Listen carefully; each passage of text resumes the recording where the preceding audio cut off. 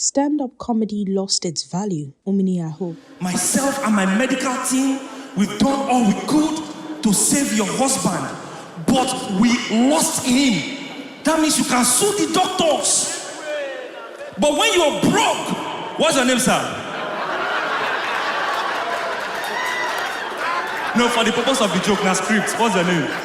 Comedian Omini Aho, in a conversation with HIPTV, explained why the comedy industry faces challenges in reaching the same level as the film and music industries. According to the comedian, stand-up comedy lost its momentum but was revived by the emergence of skitmaking. He noted that comedians are now grasping the dynamics of comedy and are working towards presenting it to the global market in a relatable manner. Aho emphasized the importance of promoting the comedy brand beyond Africa, conveying local stories in a universal language.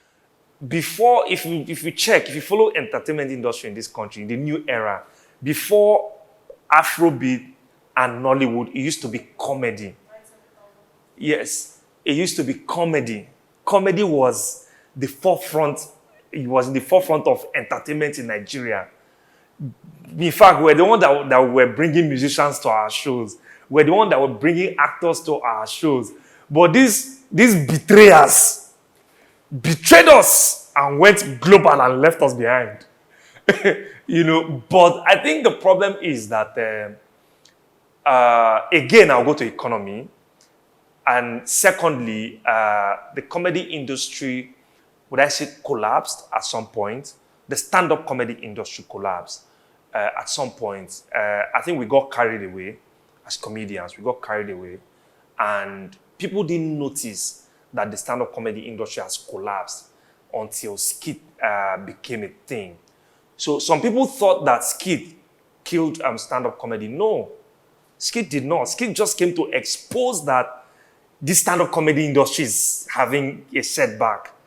Because before this new era of skit, we used to do skit back in the day. We had the likes of T.A., Mandy, they've been doing skit. The Charlie Boys, they've been doing skit back in the day. But I think we're beginning to find our roots again as comedians. We're beginning to do comedy properly. We're beginning to understand that, it's not just about doing events. It's about doing stand-up comedy. It's about selling our local product in a way that the international market can understand. Because we can still tell this again one-man joke, but you can change it to there's a man.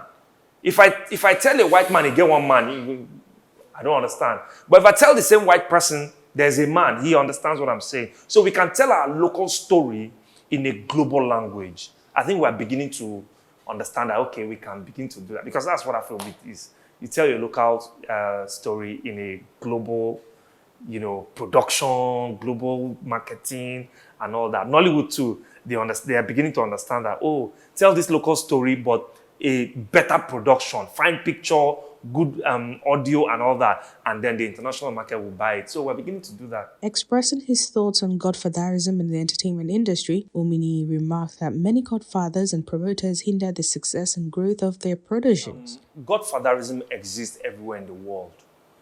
The only challenge that I think we have is that we have a retrogressive mindset.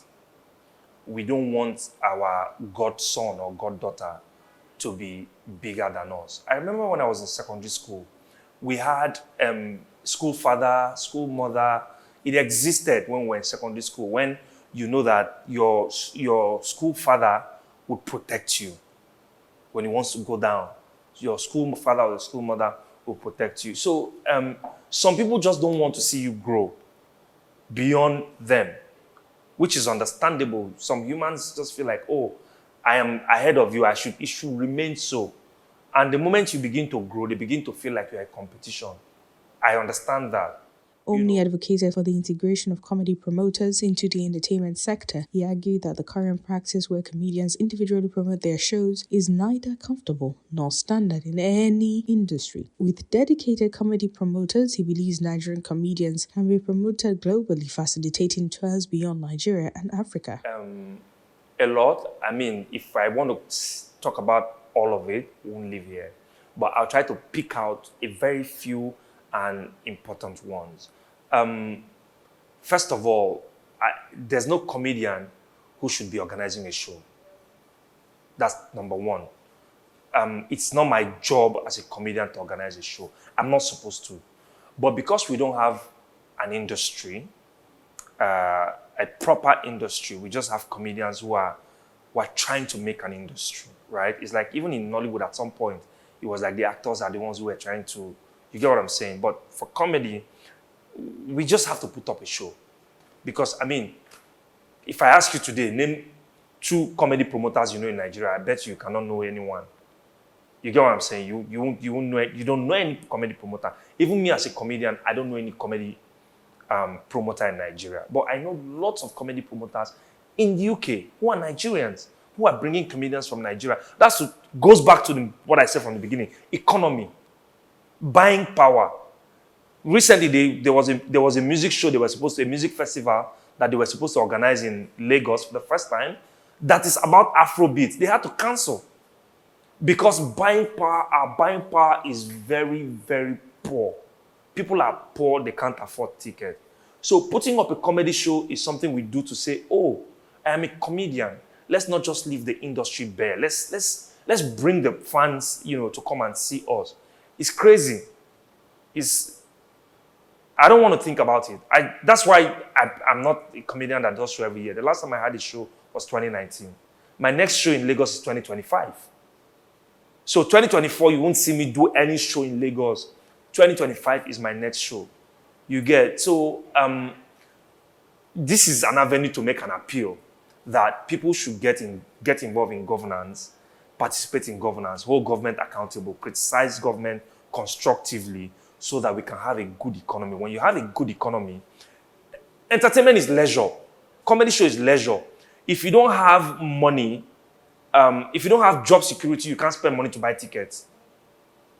You get what I'm saying? So people have to have job security and know that, oh, if I get fired from this job today, I can get another job tomorrow if I apply. But somebody who's earning, let's say, 200K, 500K, is mindful of how he spends his 10,000 because he knows that if anything happens to that his small 500K, he doesn't know where to get another job. So we just need to have a functioning economy. And this whole problem will just disappear. You understand? You are toasting me. I dey toast you? Yes, now just... You be bread. You are calling me fine girl. Yes. Me, I call you fine girl? Yes, no. You fine for your eyes? Wait now. What? Wait.